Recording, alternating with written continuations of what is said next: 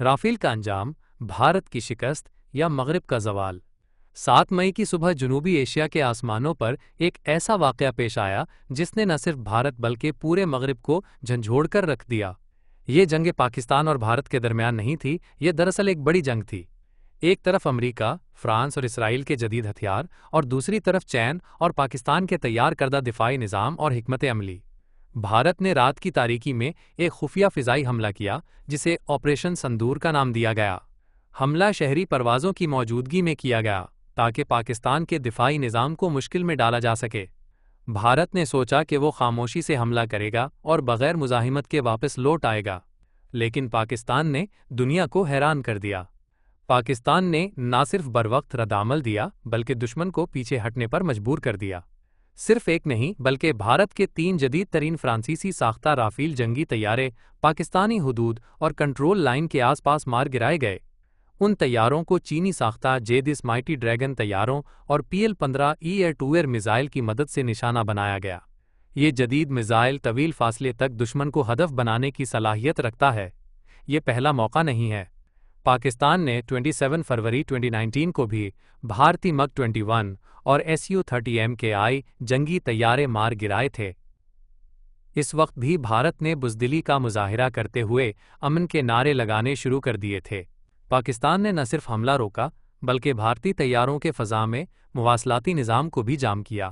پاکستان کے air defence systems اور electronic warfare units نے بھارتی طیاروں کے رابطے بند کر دیے۔ پائلٹوں کو ایک دوسرے سے رابطہ کرنے کی سہولت میسر نہ رہی۔ یہی وہ لمحہ تھا جب بھارت کی مہنگی ٹیکنالوجی زمین بوس ہو گئی۔ اس ساری صورتحال میں ایک اور حیرت انگیز پہلو یہ تھا کہ ابتدا میں امریکہ نے اس جھڑپ کو سنجیدگی سے نہیں لیا۔ اس وقت کے امریکی صدر ڈونلڈ ٹرمپ نے بیان دیا کہ پاکستان اور بھارت خود اس مسئلے کو حل کر لیں گے۔ لیکن جب پاکستان نے زبردست جواب دیا، بھارت کے ہوائی اڈے اور دفاعی پٹیوں کو نقصان پہنچا، تب نریندر مودی ٹرمپ کے پاس پہنچے کہ کسی طرح پاکستان کو روکا جائے۔ یہ وہ لمحہ تھا جب بھارت کا غرور ٹوٹا اور امریکہ کو مداخلت کرنا پڑی۔ بھارتی میڈیا نے جھوٹ پر جھوٹ بولا۔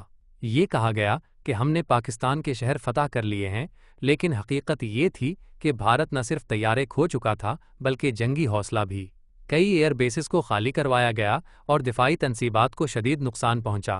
مودی حکومت نے اندرون ملک پروپیگنڈے کے لیے جیت کا اعلان کیا، لیکن عالمی سطح پر یہ شکست بھارت کی نہیں بلکہ امریکہ، فرانس اور اسرائیل کی سمجھی گئی۔ رافیل طیارہ، جو کہ فرانس کی دفاعی صنعت کا تاج تھا، اب شکست کی علامت بن چکا ہے۔ ڈاسو ایوی ایشن نے کئی ممالک میں معاہدے کھو دیے ہیں۔ جو ممالک رافیل خریدنے کا سوچ رہے تھے، انہوں نے فیصلے مؤخر کر دیے۔ دوسری جانب چین کی اسٹریٹجک برتری اب واضح ہو چکی ہے۔ چینی ہتھیاروں نے مغرب کے جدید ہتھیاروں کو میدان جنگ میں پچھاڑ دیا ہے۔ آسٹریلیا جیسے ممالک کے لیے یہ لمحہ اور بھی فکر انگیز ہے۔